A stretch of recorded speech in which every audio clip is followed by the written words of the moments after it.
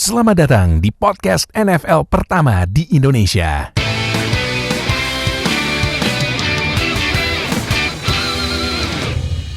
Baik, sama gue Fadil Host kalian di Zero Note Podcast. Dan gila ya, waktu berlalu cepet banget. Kita udah tinggal 2 hari lagi menuju NFL Draft 2021. Wow. Gak berasa ya. Wow. Gila loh. Perasaan baru tahun kemarin nonton 2020 Draft yang Roger Goodell di basement sama rookie-rookie pada di rumahnya. Sekarang 2021 aja, buset dah. Udah gitu. Wow. Nah, sekedar info 2021 Draft di Cleveland live. Dan kemarin beritanya Roger Goodell udah vaksin 2 kali, jadi bakal ada bear hug. Siap-siap aja ya. Seperti biasa. Jadi kalau misalnya ada komplain, kok pelukan ini ya, orang udah vaksin. Udah pada vaksin belum? Udah ya. Wah, saya belum, Pak. Waduh. Jadi yang belum vaksin ya gue kan nggak tahu gimana kondisi sebelumnya, diusahakan bukan diwajibkan ya, diusahakan vaksin ya, jangan lupa. Jadi nah, kemarin kita kan udah rilis mock draft nih kan, karena kan kalian nanya mana nih mock draftnya NFL Fansindo, masa share-nya yang versi luar mulu sih, yang NFL Fansindo lah. Kita kasih bukti aja, nggak banyak omong. Lu mau minta mock draft ya kita kasih mock draftnya. Nah, tapi kan ini mock draftnya 2 versi biar kayak yang di NFL kan ada yang versi Daniel Jeremiah sama ya mungkin yang paling ini kali ya, yang paling banyak dilihat ya, Daniel Jeremiah sama Bucky Brooks kan. Karena kalau yang lain tuh gue cek mock draftnya kok nih aneh-aneh banget ya. Masa ada salah satu mock draft, kalau tim jagoan gue ada salah satu mock draft Steelers ngambil Justin Fields, langsung nggak pakai trade lagi. Makanya buset, Justin Fields turun sampai 24 kayaknya aneh juga kan. Nah, ya udah, jadi kan bahkan lihat dari Daniel Jeremiah sama Bucky Brooks. Nah, sekarang kita juga ada versi 2.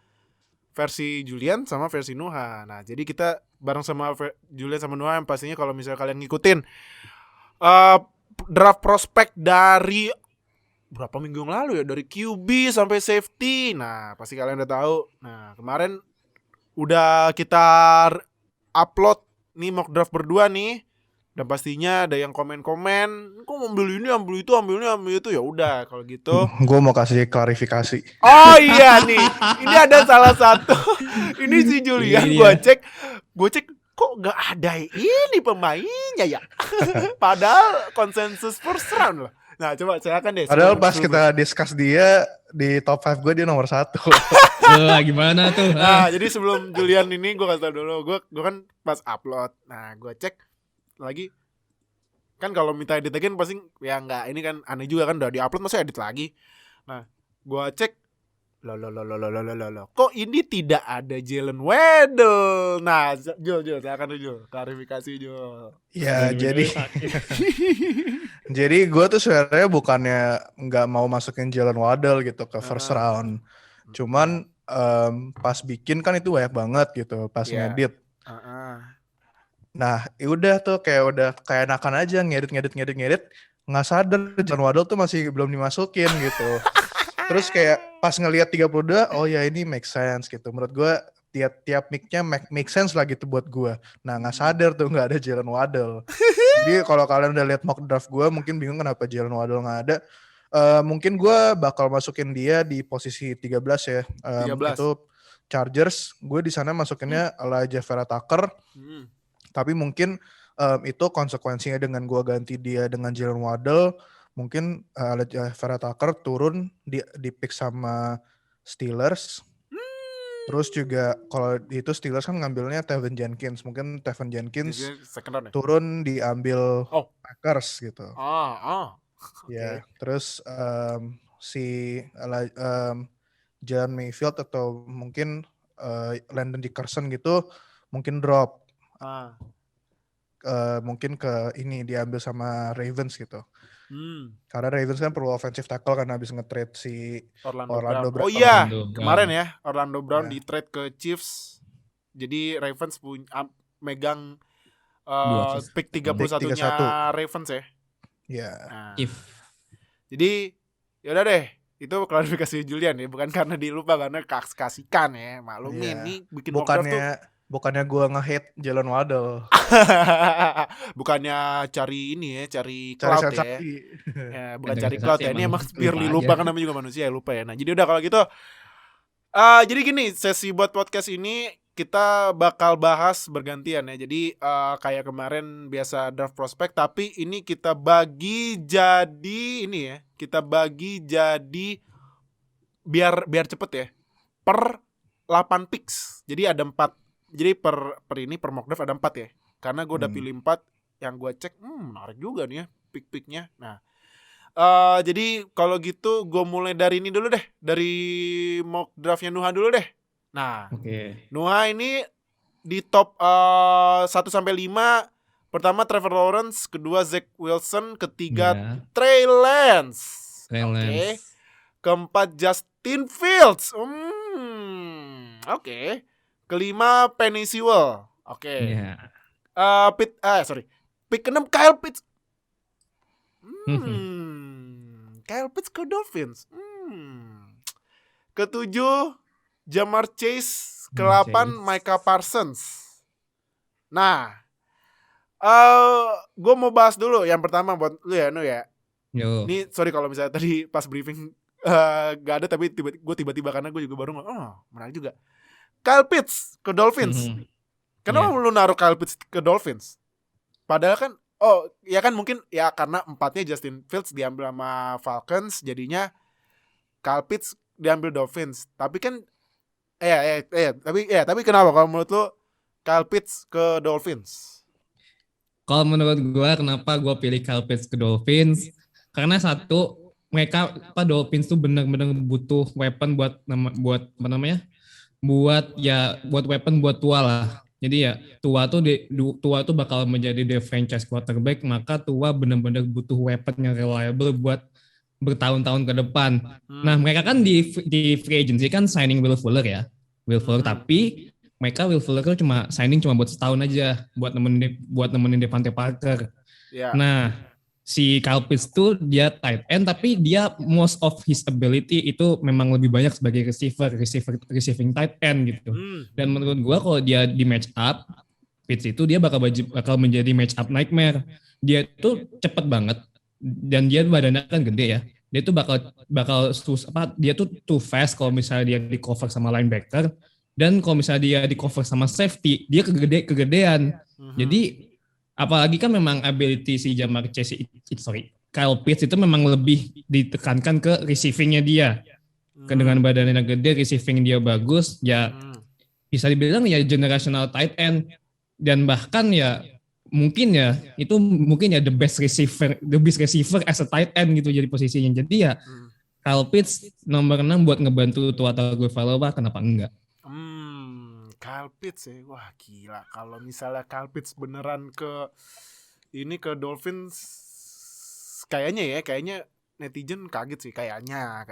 Tapi nggak tahu yang lainnya. Nah, itu penjelasan pertamanya Nuha dari 8 pick pertama mock draftnya. Kenapa Kyle Pitts ke Dolphins? Nah, sekarang Joel, lo pick pertama ya seperti biasa ya, top 2-nya udah pasti lah ya. Trevor Lawrence, Zach Wilson, ketiganya Justin Fields, keempatnya Kyle Pitts. Nah, ini kelima nih, Rashawn Slater.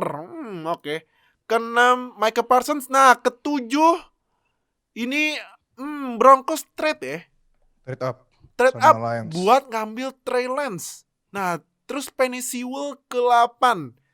Jul, kenapa lu naruh Rashawn Slater duluan daripada Penny Sewell? Karena menurut gue Rashawn Slater itu lebih pro ready dibanding Penny Sewell gitu. Dan si Bengals kan perlu someone yang udah mereka perlu immediate help lah gitu di offensive line. Iya. Terus juga si Rashawn Slater ini dia kan lebih fleksibel ya, lebih versatile gitu secara posisi. Dan juga banyak orang-orang yang bilang kalau dia main di guard atau center, kan waktu itu gue udah mention pas di episode online, semakin dia masuk ke dalam, ceiling dia semakin tinggi gitu. Oh, oke. Makanya gue taruh dia di pick sama Bengals. Gue project dia bakal diambil sama Bengals tuh main jadi jadi guard gitu. Mhm. Karena di left tackle kan udah ada Jonah Williams Iya, Jonah Williams ya.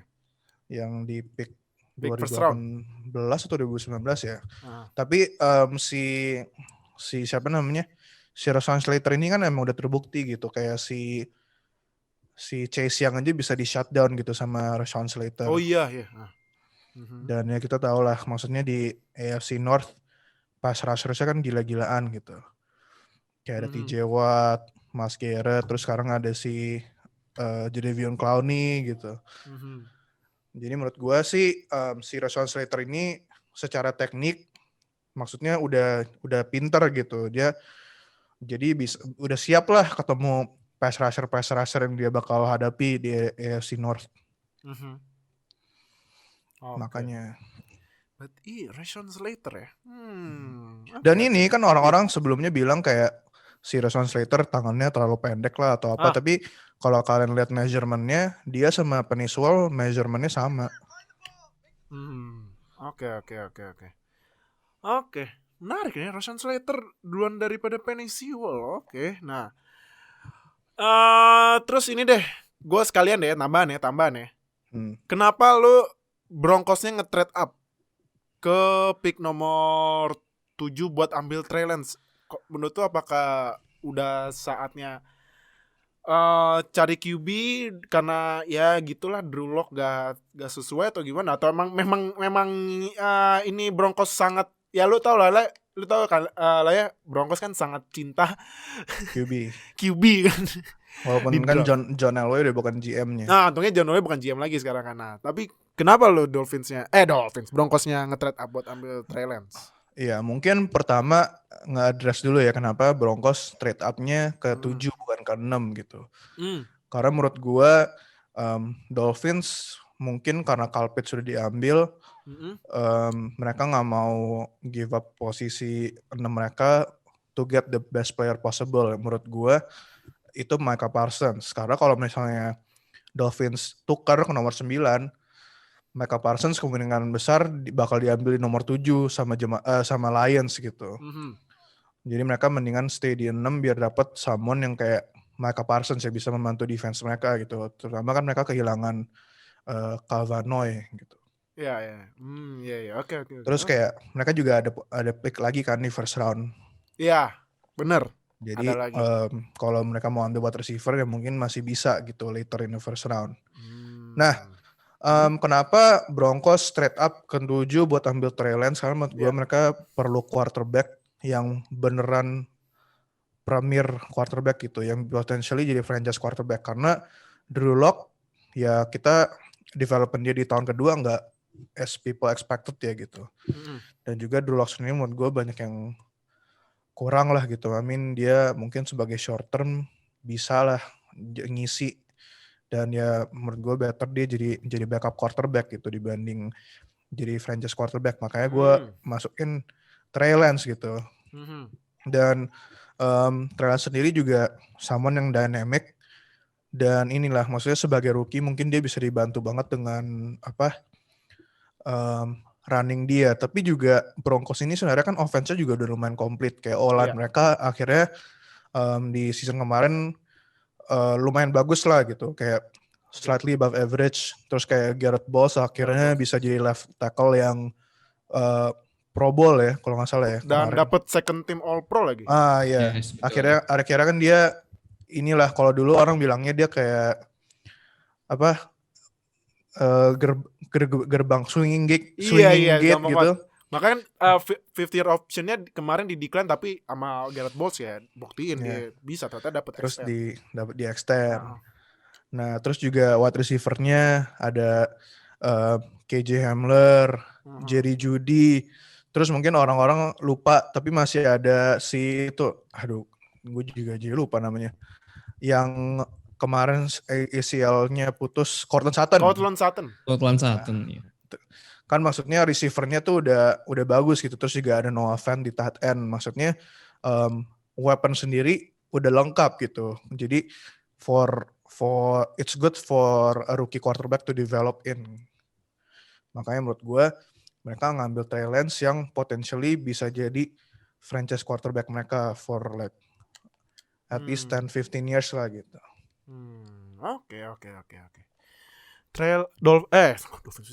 Broncos trade up buat ambil Trey Lance. Oke.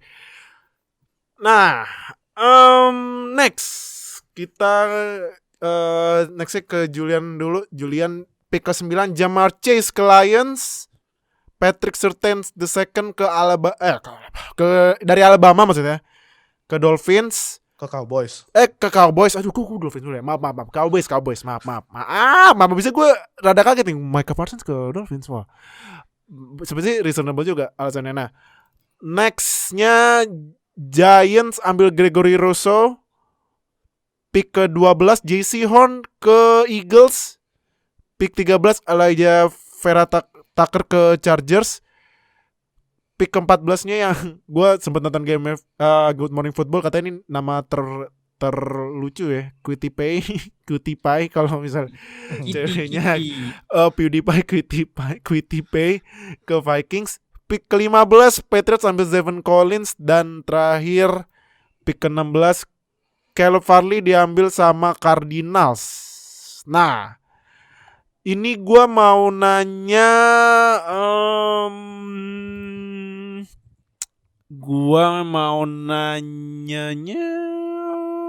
Banyak ya mau ditanya ya. Iya banyak, tapi harus gue pilih satu karena ini Caleb Farley ke Cardinals. Menurut lo apakah dia bakal jadi pengganti Patrick Peterson yang udah pindah ke Vikings? Nah itu the reason kenapa gue masukin Caleb Farley di Cardinals gitu. Dan juga Caleb Farley sendiri kan maksudnya dia secara athleticism very good. Terus juga dia length-nya bagus buat jadi shutdown corner gitu. Iya. Dan ini sih maksudnya mungkin dia kalau di Cardinals ada kesempatan nggak perlu langsung perfect gitu sebagai cornerback. Jadi kayak dia masih bisa belajar, karena menurut gue kayak Cardinals masih inilah, mungkin ekspektasi mereka mungkin ya masuk playoff lah udah syukur gitu. Bukannya yang kayak mau coba compete coba compete masuk ke Super Bowl gitu. Tapi kan juga front seven mereka udah tambah JJ Watt kayak tambah bagus gitu. Jadi mungkin dengan pass rushing yang udah improve, bisa inilah ngebantu secondary-nya gitu. Terus juga si Cardinals sendiri kan kayak ada kedatangan Malcolm Butler gitu. Kayak yang mungkin dia bakal jadi starter di corner. Makanya kayak menurut gue sih si Caleb Farley ini kalau ke Cardinals bakal playing time. Dia bisa develop, tapi nggak ada ekspektasi bahwa dia bakal langsung mesti jadi kayak shutdown cornerback terus jadi cornerback nomor 1 gitu. Oke.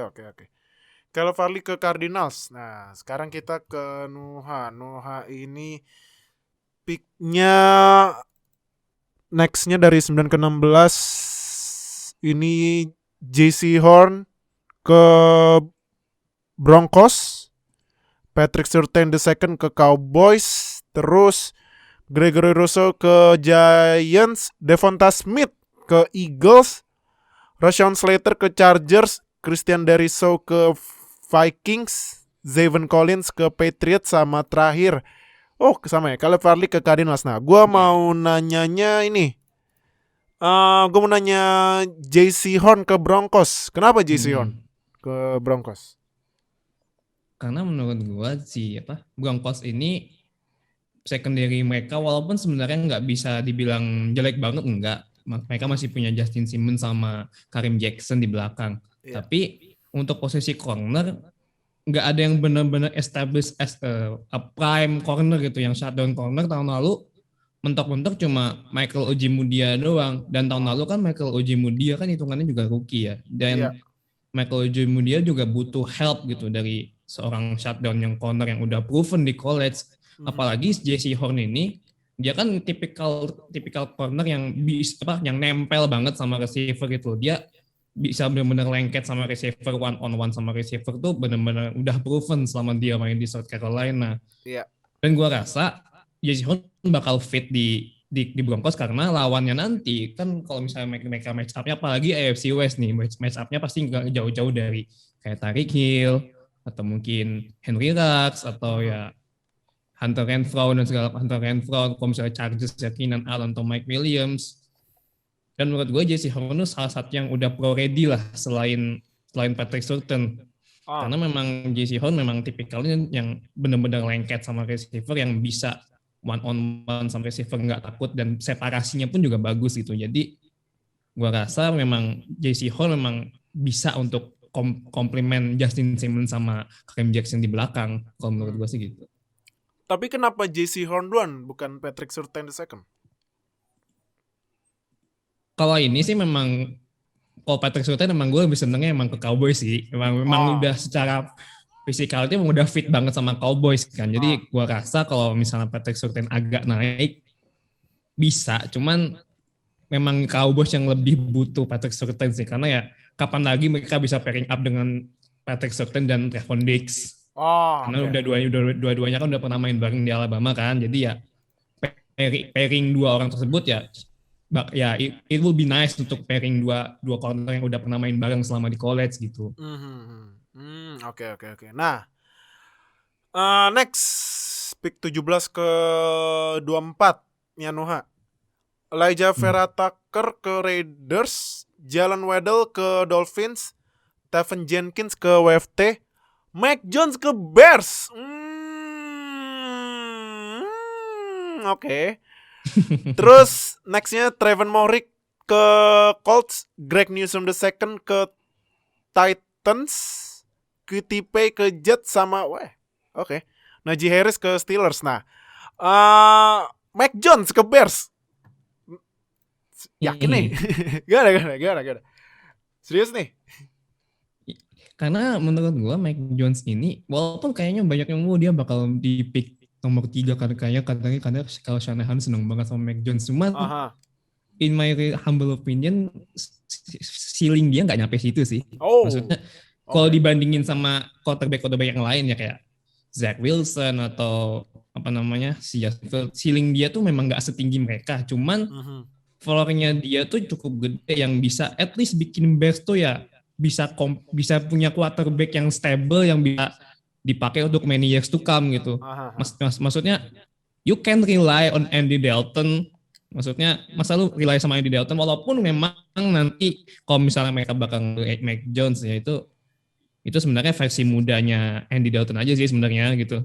Versi muda Andy Dalton, cuman memang floor-nya dia lebih gede, floor dia lebih tinggi,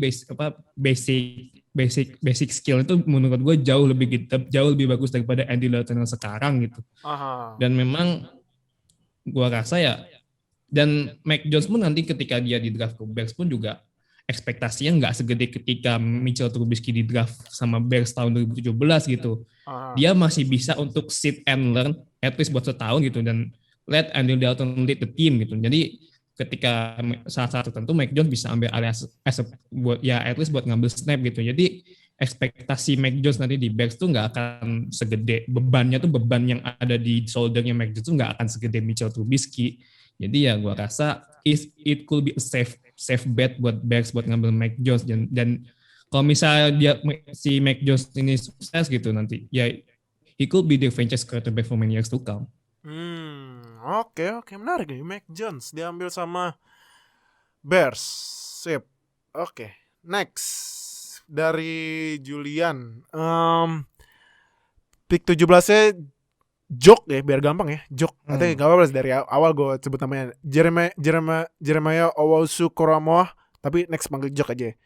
Dan sama Raiders pick 18 Devonta Smith diambil Dolphins. Pick 19 Tevin Jenkins diambil WFT. Oh, lu juga sama ya 20 ya? Mac Jones juga ya? Iya. Diambil Bears tapi dari Jason sama karena Bears ini selalu ambil quarterback yang very ordinary. Nah, pick 21 Christian Darrisaw ke Colts. Pick 22 Aziz Ojulari ke Titans. Pick 23 Jalen Phillips ke Jets.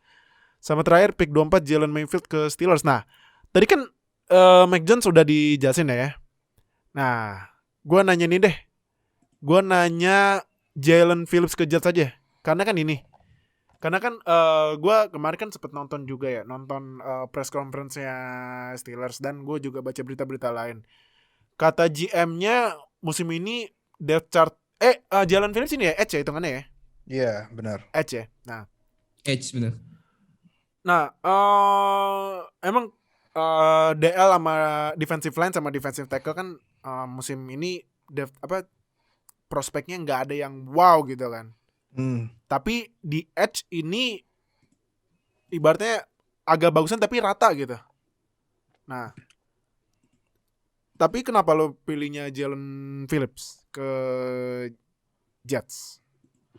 Iya, kalau dilihat di mock draft gue kan di top 20 itu udah ada kalau yang di defensive line gitu udah ada beberapa kan diambil kayak Russo di 11, terus Quitipe ke Vikings di 14.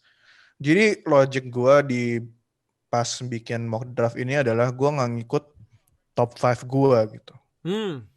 Karena top 5 gue nggak berarti yang nomor 1 harus di draft nomor 1. Kalau ngomongin nomor 1 nggak di draft di first round juga buktinya Jalen Waddle kan nggak ada di mock draft gue. But anyway, maksudnya menurut gue gini, kayak setiap tim kan mereka evaluate pemain tuh beda-beda gitu. Kayak misalnya di top 5 gue, Gregory Rousseau gue taruh di top 5. Di nomor 5 gue. Yeah. Tapi dia di mock draft gue dia diambil nomor 11. Kalau nggak salah dia jadi the first D-line player yang diambil gitu. Karena menurut gue dan banyak orang yang juga bilang si Gregory Rousseau ini comparable sama JPP gitu. Dan JPP dulu kan di draftnya sama Giants. Jadi kayaknya Giants tuh ada tendensi untuk ngedraft pemain-pemain yang kayak gitu. Makanya gue taruh dia di nomor 11. Nah dengan Jalen Phillips ini juga gue melihatnya sama gitu. Terutama dengan defense-nya Robert Saleh yang jadi head coach barunya Jets. Si Jalen Phillips ini he's very athletic, very explosive gitu. Walaupun mungkin dia baru produktifnya di season kemarin di 2020 cuma 1 doang. Tapi dia has shown potential gitu sebagai defender yang versatile. Dan menurut gue dengan Robert Saleh yang dia banyak pakai packages gitu di defense-nya, dia perlu someone yang kayak Jalen Phillips yang bisa ditaruh in kayak several roles gitulah, kayak tugasnya mungkin beda-beda di play tertentu gitu. Makanya gue taruh dia di nomor 23 ya. Nomor 22. Jalan 23 ya. 23 ke Jets gitu. Oke. Maksudnya Jets perlu inilah someone yang mungkin kayak di defensive line-nya bisa jadi apa ya? Jadi kembang api gitu. Karena sebenarnya defensive line-nya Jets sendiri kan nggak jelek gitu. Ada Quinlan kan? Ya ada Quinlan Williams. Tapi maksudnya mungkin mereka perlu apa ya? Spark gitu ya. Spark ya. Maksudnya mereka menurut gue tinggal 1 orang lagi gitu sebelum menjadi D-line yang menyeramkan. Oke. Nah, ini sekarang kita ke ini ya, ke lanjut 25 sampai terakhir nih. 25 sampai terakhir sekali karena udah sesi terakhir biar enggak kelamaan juga ya.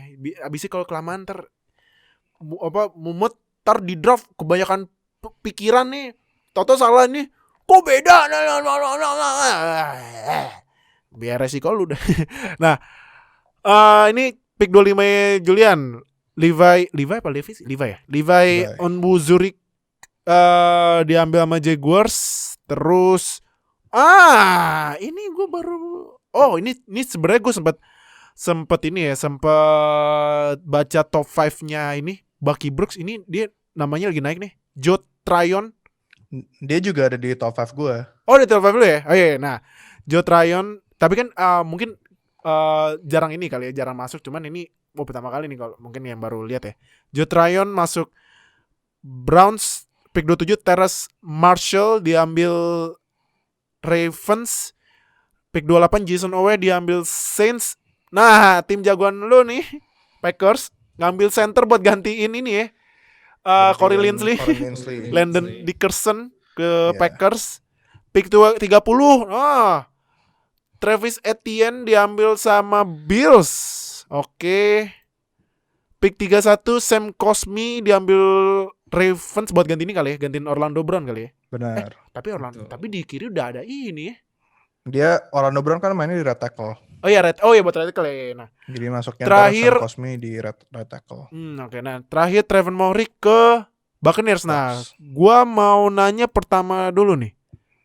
Kenapa gak ada Travis Etienne duluan daripada Najee Harris? Karena ini gue bilang lagi ya, karena bukan gue kan bikin mock draft bukan dari top 5 yang menurut gue gitu, lebih kayak ke team fit. Nah si fit, ya? Bills ini kan kita udah lihat dia ada siapa namanya Singletary sama Zach, aduh gue jadi lupa lagi. Ini Zach Moss. Zach Moss gitu. Zach Moss yang maksudnya si Zach Moss ini kan hitungannya jadi power back gitu. Dan Singletary dia kecil badannya, jadi gue anggap dia cuma sebagai kayak mungkin inilah change of pace back gitu. Nah mungkin si Bills ini perlu someone yang speedy and good at receiving gitu ya, semacam Alvin Kamara. Dan menurut gue itu mereka ada di Travis Etienne gitu. Dan menurut gue dengan adanya Travis Etienne itu bisa membantu banget offense Bills. Jadi nggak perlu rely sama Stephon Diggs atau rely on Josh Allen. Kalau misalnya passing game-nya lagi mandek, rely on Josh Allen tuh kayak carry the whole offense gitu. Masih ada senjata lain yang mereka bisa pakai. Karena ya kalau kita lihat running game-nya Bills tahun lalu nggak bisa dapat momentum gitu. Dan Zach Moss sendiri kayak sering banget cedera. Terus kayak mereka di goal-line akhirnya selalu masih sering utilize si Josh Allen gitu. Dan Travis Etienne ini kan he's very fast. Jadi maksudnya inilah big play potensialnya gede gitu. Dan kenapa nggak Najee Harris ya? Karena menurut gue Najee Harris as he is not. Oke. Nah, ini sambil nunggu nih ya Julian connect. Nah, mungkin kita langsung ke ini ya, ke picknya Nuha nih yang 2025 sampai 32. Ini pick ini siapa nih, gue baru baca namanya ya. Jackson Carman dari Clemson University. Diambil sama Jaguars. Oke. Nah, tadi gue di mana ya? Ntar terus Jok. Nah, ini gue sempat baca ya. Mungkin gue nanya dua ya kalau ya ntar ya Nu ya. Iya, oke. Jok diambil Browns. Terrace Marshall diambil sama Ravens. Nah, Jason Owe diambil sama Saints. Ini yang mungkin memberi secercah harapan ke Rodgers ya. Harapan untuk ini ya, Cheesehead ya. Kadarius Toney ke Packers. Oke. Terus pick 30 Jalen Phillips ke Bills. Abis itu Aziz Ojulari ke Ravens. Sama terakhir Rashad Bateman ke Buccaneers. Nah, gue mau nanya dua nih. Jackson Carman. Gue baru denger. Siapa dan kenapa lo milih dia ke Jaguars? Ya, jadi Jackson Carman ini dia guard atau tackle ya. Dia bisa main di dua posisi. Dan dia main di Clemson. Jadi kan karena nomor satunya ya kita tahu lah. Itu udah pasti konsensus lah, Trevor Lawrence itu nggak perlu dibahas lagi. Pasti Jaguar ambil dia. Nah, Jackson Carman kan udah pernah main bareng nih sama Trevor Lawrence. Jadi mungkin untuk menutup sisi flow-nya mungkin dari flow-nya si Trevor Lawrence ya, Jackson Carman could be the protector gitu. Apalagi juga secara ability dia tuh atletis banget. Jackson Carman ini beratnya 340 pound, asal lineman, jadi badannya tuh gede. Jadi untuk memproteksi ya blind side-nya Trevor Lawrence itu udah selama di college tuh ya udah makanan hari-harinya Jackson Carman lah. Sebenarnya ya tugasnya dia ya selama di coach ya melindungi blind side-nya Trevor Lawrence. Jadi untuk mengambil offensive tackle buat bolster offensive-nya Jaguars sih menurut gue di sini masuk akal karena ya Trevor Lawrence ya itu ya franchise quarterback mereka untuk bertahun-tahun ke depan. Jadi ya kenapa mumpung punya 2 draft pick kan, satunya dari Rams gitu, dari trade Jalen Ramsey. Jadi ya kenapa untuk tidak langsung untuk melindungi Trevor Lawrence aja. Jadi ya Jackson Carman for Jackson Jaguars. Berarti ini ya. Biar mainnya ini ya sama kayak di college ya. Jagainnya Carman lagi ya. Iya, Buat ke betul. Trevor Lawrence. Terus next, gue mau nanya Tony. Gue gini ya, gue kan sering banget nonton Good Morning Football ya, karena itu emang acara bagus banget di NFL Network. Daniel Jeremiah pas si siapa ya, Peter Schrager nggak salah, Peter Schrager dia bikin mock draft, terus kalau nggak salah naruh Tony ke Packers. Daniel Jeremiah udah bilang gak bakal mungkin Packers ngambil WR, gak bakal mungkin. Benar, setuju gue. Nah, tapi kenapa lu naruh Kadarius Toney di Packers? Well, sebenarnya gue belum sebenarnya ketika gue lagi ya pilah-pilah lah siapa yang bakal masuk ke Packers gitu. Sebenarnya gue aslinya mau naruh Greg Newsome, cuman melihat ternyata kan gue naruh di sini Greg Newsome kan gue taruh di Titans nomor 22 karena memang Titans lebih butuh namanya cornerback, jadi ya gue taruh Greg Newsome di sana. Karena kalau misalnya di Packers mereka masih punya Kevin King, walaupun emang ketika playoff dia menjadi liability, but he's still reliable lah as a corner kalau menurut gue. Cuman kenapa gue akhirnya menaruh Kadarius Toney ya terlepas kayaknya kalau bisa dibilang nggak butuh amat receiver ya, karena memang di tahun lalu maksudnya receiver mereka juga oke-oke aja gitu loh, dengan walaupun dengan dalam tanda kutip si Davante Adams sendirian ternyata enggak kok, juga masih ada MVS, masih ada Robert Tonyan, cuman masih ada Alan Lazard yang ternyata juga ya reliable juga kok as a receiver. Cuman untuk menambah weapon sih ya kenapa enggak ada Kadarius Toney gitu ya. Walaupun sebenarnya ada beberapa yang naruh Rondale Moore juga karena memang Rondale Moore dia memang tipikal yang speedy, dia eksplosif gitu. Cuman kalau misalnya melihat secara talent Kadarius Toney ya bisa lah untuk masuk ke situ. Jadi ya Kadarius Toney juga secara compare, misalnya kalau mau di-compare sama Rondale Moore juga nggak beda jauh.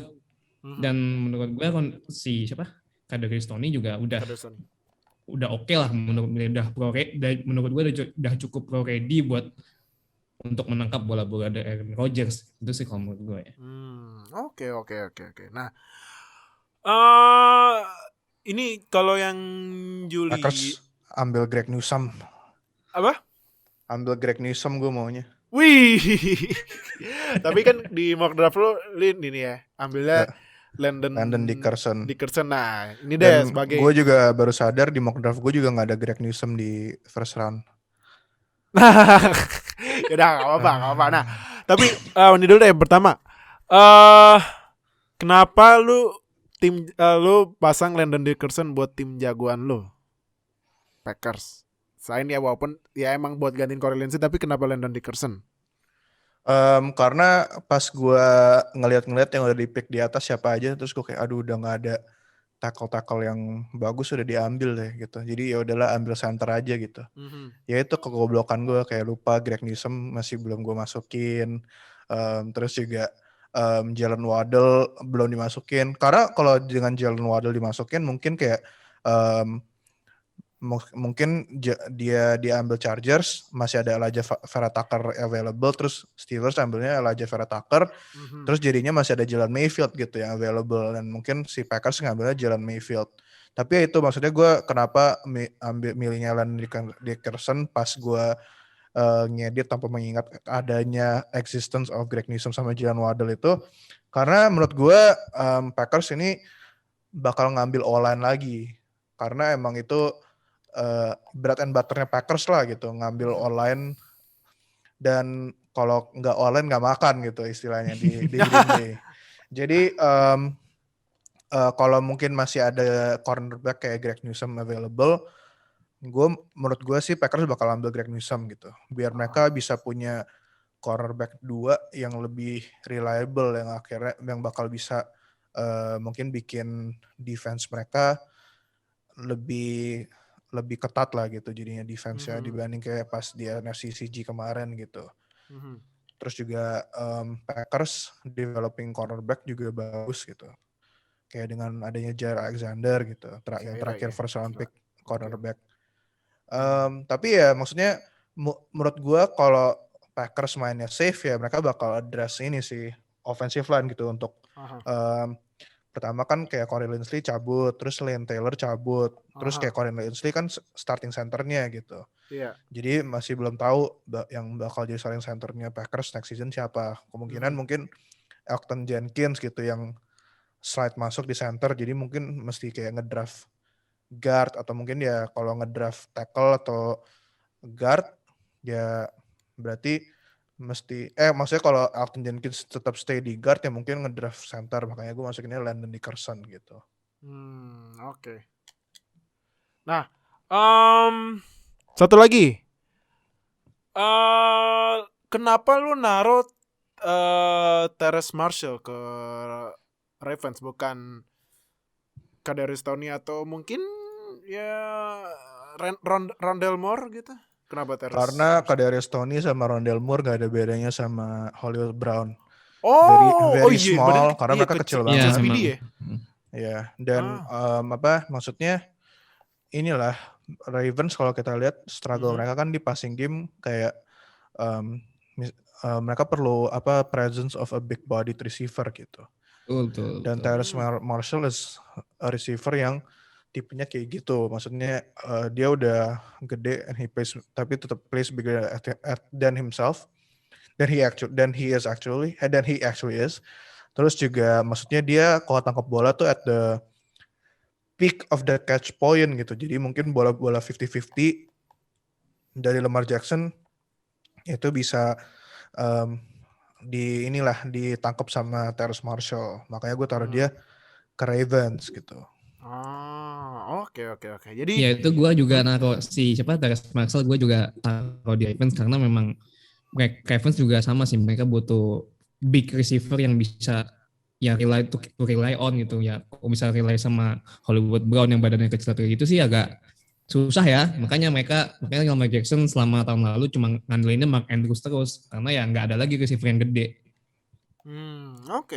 Nah, jadi itu mock draft versi ini ya, versi kita ya, versi Nuha dan Julian. Nah, sebelum gua tutup ini kan gua kemarin baca berita ya dari Tom Pelissero kan, salah satu insider NFL yang reliable ya. Gue mau bahas dua ya karena ini yang report juga dari Ian Rapoport juga. Nah, jadi yang pertama ini kata Tom Pelissero, kemungkinan besar ini day pertama bakal wild karena kayaknya ada beberapa nama yang di projected second round tiba-tiba naik ke first round. Contohnya ya, tapi boleh pilih salah satu ya. Kalian boleh pilih salah satu ya. Contohnya kayak Javonte Williams, Boogie Basham, Carlos Boogie Basham, Wake Forest nggak salah dia. Iya. Iya. Sama dua cornerbacknya Georgia, Tyson Campbell sama Eric Stokes. Nah, coba kalau menurut kalian gimana? Tapi pilih salah satu pemain aja dari 5 itu yang menurut kalian berpotensi bisa dipick di first round. Siapa dulu nih? Noah dulu. Oh, gue dulu. Kalau itu siapa yang dari 5 nama itu siapa yang bakal potensi? Ini dari Tom Pelissero ya? Iya. Ngelihat dari nama-nama yang udah dikasih sih, gue lebih milih buat Tyson Campbell ya, buat sebagai mungkin bisa agak rich untuk menjadi first round, dan mungkin kalau misalnya tidak sesuai dengan apa yang gue pilih di first round gitu, ya mungkin jatuhnya bisa jadi ke Packers gitu buat Tyson Campbell buat posisi corner. Karena memang Tyson Campbell as a corner di Georgia pun juga nggak bisa dibilang jelek amat, he's really solid as a corner gitu. Jadi ya menurut gue memang kalau misalnya nanti reach-nya bakal first round ya nggak akan sampai middle first round juga sih. Dan yang gue baca kan dari Tom Pelisseri juga kan Caleb Farley kan kayaknya memang bisa menjadi bakal drop ya karena memang dia punya injury issue dan ini juga udah kita bahas juga di edisi Rookie Corner. Memang Caleb Farley itu punya injury issue, bahkan di Pro Day pun dia kalau nggak, gue agak lupa dia tuh kalau nggak salah nggak ikut Pro Day karena memang dia masih pasca operasi lah. Jadi memang yang potensial bakal reach up buat itu ya si Tyson Campbell buat dari Georgia. Oke. Nah, ini kalau lu Jul gimana? Menurut gue sih ini ya, maksudnya kalau kita ngomong, gue komen dulu ke yang 3 yang gue nggak pilih, kayak Bogi Basham, maksudnya dia DL defensive line juga dia di defensive line prospect nggak stand out gitu. Terus juga Eric Stokes sama si siapa Tyrese Williams ya, itu juga maksudnya mereka bukan prospek yang elit banget lah gitu. Menurut gue sih ada di cornerback ada better prospects gitu. Menurut gue terutama Eric Stokes ya. The only reason kenapa nama dia digadang-gadang di first round sekarang kayak potentially diambil di first round ya karena di Pro Day dia kemarin kan dia 40 yard dash-nya 4,25 detik kan. Iya. Maksudnya ya dia cepet banget gitu. Tapi maksudnya kalau lu sebagai cornerback speed top speed secepat itu tuh bukan kayak main priority lu lah gitu. Dan menurut gue kayak kalau dia diambil di first round itu reach gitu. Nah, that is one name, Javonte Williams yang dari episode running back gue udah kayak jatuh cinta banget kan. Iya, dia nomor 1. Iya, lu bilang nonton ini ya, nonton highlights ya. Nah, benar. Yeah. Kan dia inilah maksudnya comparisonnya kayak Nick Chubb gitu. Iya. Dan kita udah tahu Nick Chubb kayak gimana performance-nya. Dan mungkin ya tim-tim kayak misalnya Bills gitu. Mungkin kalau ambil dia juga bisa, bukan Travis Etienne, mungkin Javonte Williams. Jadi karena dia juga route running-nya bagus dan juga dia mileage-nya belum sebanyak Travis Etienne atau Najee Harris. Terus juga dia as a runner he's really good gitu. Dia contact balance-nya setara lah sama Travis Etienne gitu. Jadi maksudnya menurut gue untuk fit ke Bills, Javonte Williams sama Travis Etienne tuh 11-12 gitu. Ya gue sih masih taruh Travis Etienne di mock draft gue karena menurut gue si Javonte Williams ini masih agak underrated lah.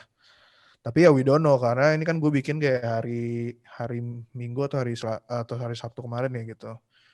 Mungkin ya seiring kita semakin dekat ke draft day ya mungkin draft stock dia bakal naik gitu. Oke. Nah, terakhir ini kan ya gue juga baca tweet-tweet dari beberapa ini ya yang writer NFL dan ya beberapa expert NFL ini bilangnya ya kayaknya sih masih berlaku ya. Jangan ambil RB di first round, ya kan? Cuman ini ada beberapa GM dan ya pasti kan ini insider ngobrol sama GM ya. Nah, GM ntar iseng-iseng ngobrol, menurut tuh gimana nih. Nah, kan dapat infonya di tweet kan, tanpa nyebut siapa GM-nya gitu. Ini kata Ian Rapoport nih. Ini top 3 pasti antara Najee Harris, Travis Etienne sama Javonte Williams. Nah, ini urutannya kan berbeda-beda kan. Terus yang kedua, kebanyakan GM tim bilang Harris bakal diambil sama Steelers. Kalau Harris udah diambil duluan tiba-tiba kemungkinan besar Javonte Williams. Nah, sama ketiga ini Travis Etienne adalah RB yang paling ready buat NFL ready passing back, berarti yang suka nangkep bola kayak Alvin Kamara, Christian McCaffrey dan lain-lain. Nah, dari lu dulu lu setuju nggak sama kalau yang pertama kan pasti ya ini ya kan top 3 udah Najee, Travis, Javonte. Yang sisa duanya ini kalau kedua mungkin ya agak susah didebatin juga lah ya. Kalau Najee gone, Steelers sambil Javonte ya agak susah juga sih. Nah, gue mau nanya yang ketiga. Menurut tuh apakah Travis Etienne emang beneran NFL most ready passing back yang paling udah siap buat nangkep bola selain lari. Nah, gimana, No? Kalau menurut gue tergantung dari kebutuhan tim ya. Karena kalau kenapa sih gue naruh Najee Harris? Gue mau pasti kenapa sih gue naruh Najee Harris di nomor 24 diambil Steelers? Karena satu, Steelers nggak ada running game sama sekali tahun lalu. Hancur. Sama sekali nggak ada. Dan kedua, kenapa gue lebih milih running back? Karena untuk offensive line masih ada stoknya di second round. Di second round bahkan third round tuh masih ada stoknya yang cukup reliable as a prospect. Jadi maksudnya lu ada running back yang fit to the system sama Steelers yang tipikalnya main power running back, dan Najee Harris kebetulan fitnya sama. Jadi ya gue rasa kenapa nggak ambil Najee Harris, dan itu memang udah sesuai sama kebutuhan Steelers yang nggak ada running game musim lalu gitu. Untuk si Travis Etienne ini memang case-nya kan dia tipikalnya pass catching running back yang bisa main sebagai dua tipe, dan gue ngelihatnya sih untuk tim yang sekarang yang benar-benar menerapkan main running back yang pass catching kayak gitu kayaknya memang nggak terlalu banyak. Ya paling yang case yang udah kita lihat ya kayak Christian McCaffrey, Alvin Kamara. Tapi kalau misalnya mau dia nanti misalnya mungkin di draft sama Bill seperti yang kalau dia bilang Julian itu bisa, karena memang menurut gue untuk case-nya Bill sih ya gue nggak bisa terlalu mengandalkan Josh Allen buat lari-lari sih. Maksudnya ya semakin mobile quarterback lu berarti ada masalah di offensive line-nya sih kalau menurut gue loh ya. Jadi ya kenapa nggak dicoba untuk bermain untuk sebagai pass catching running back gitu. Siapa tahu kan kalau misalnya Travis Etienne mungkin di draft ke Bills gitu. Pada akhirnya nanti dia datang ke Bills gitu.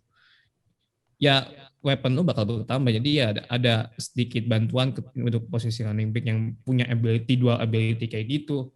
Terlepas nanti ya nggak tahu nanti bakal jatuh ke mana. Cuman untuk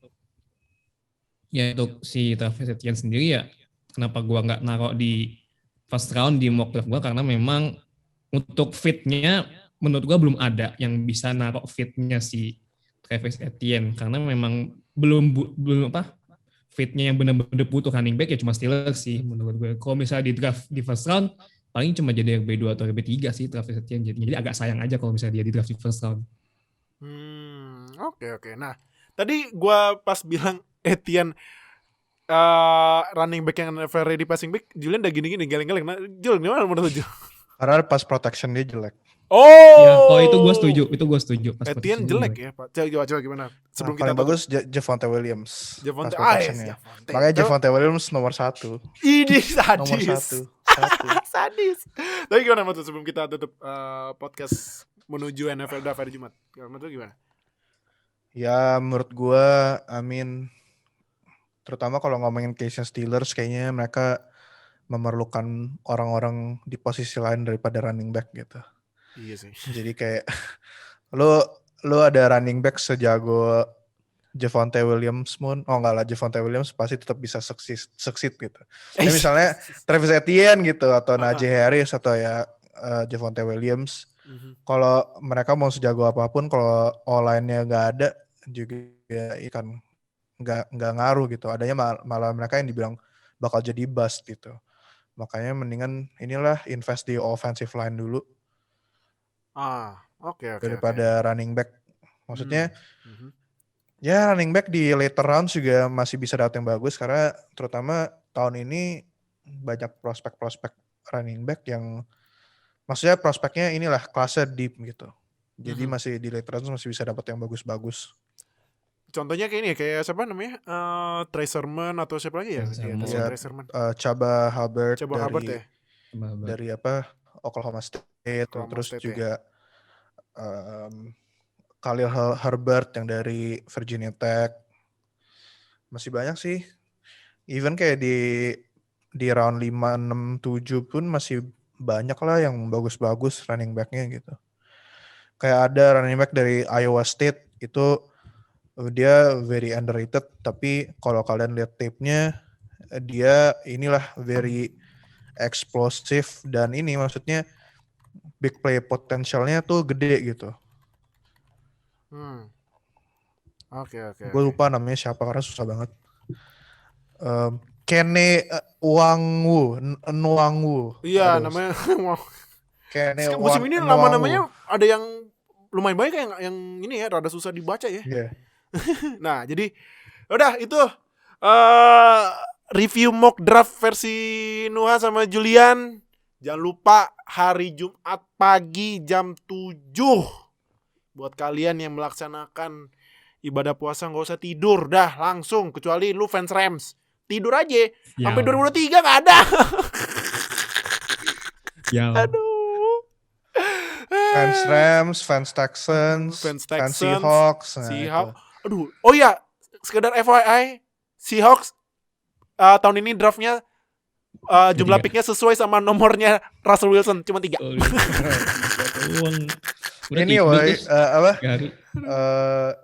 GM-nya sama Pete Carroll nyantai-nyantai aja. Cuman perlu evaluasi buat 3 pick soalnya. Iya. Sama ini evaluasi Russell Wilson aja paling mau diterapkan juga. Iya. Kalau misalnya Russell Wilson udah nggak betah, udah kita trade-in aja lah biar tahun depan dapat first round-nya lumayan banyak gitu. Nah, jadi udah kalau gitu thank you Noha, thank you Julian. Buat kalian yang masih nggak setuju sama mock draft versi mereka berdua, langsung aja tulis di komen gimana pendapat kalian. Kalau misalnya tim jagoan kalian tim jagoan kalian ternyata di mock draft yang nggak sesuai sama picknya, tulis aja di komen, nggak apa-apa, nggak ada yang ngelarang. Jadi udah kalau gitu jangan lupa sekali lagi gue bilang 2 hari lagi menuju NFL Draft jam 7 pagi. Buat kalian yang udah join line open chat, nanti kita bakal share linknya mungkin ya karena biar gak kelamaan nunggu kali ya. Mungkin 15 menit sebelum mulai kita share biar cepetan. Kalau misalnya setengah jam kayaknya lama banget ya.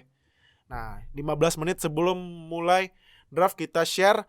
Nanti sistem nontonnya nggak kita tayangin share screen ya, karena ya kita harus menghormati broadcasting di sono, iyalah. Gitu. Dan nanti mungkin sistemnya pas pick is in, ntar kita share screen gitu lah ya. Nah nanti abis itu share screen kan biasa kayak tahun kemarin, abis di draft pick, iya ini pemain ini ya dulu orang tuanya adalah pekerja ini atau ini kan biasa gitu kan pasti gitu. Atau orang tuanya udah meninggal dari umur berapa tahun gitu. Iya, terus langsung pasang lagu kan kayak gitu tahun kemarin tuh kan. Udah ininya apa? Bumbu dramanya udah Siapin. paham lah ya. Nah, jadi ini di WhatsApp group ada yang barusan nge-share 5 prospects that can slide out of the first round. Jadi nanti gue juga bakal share di line open chat itu linknya. Nah, nanti kita share. Pokoknya buat kalian yang nonton di YouTube jangan lupa seperti biasa subscribe, subscribe biar kita upload double notifikasi biar update sama NFL di Indonesia. Di bawahnya Julian tuh udah ada semua sosmednya, join aja semuanya. Yang lain pencet apalagi karena nanti pas di draft bakal rame banget, ya kan? Pasti rame banget. Nah, jadi buat kalian yang ya nggak bisa nonton NFL draft, ya udah join aja di Zoom, cuman ya kita share screen-nya pas pick is in ya, gitu. Ya, jadi yaudah buat yang denger audio only di Spotify follow biar kita upload dapat notifikasi. Jadi thank you udah nonton, see you di episode selanjutnya ya. Bye. Terima kasih telah bergabung dengan Zero Knowledge Podcast. Follow kami di Instagram dan Twitter @NFLFansIndo atau bergabung dengan kami di Line Square dengan keyword NFL Fans Indonesia. Sampai jumpa di podcast berikutnya.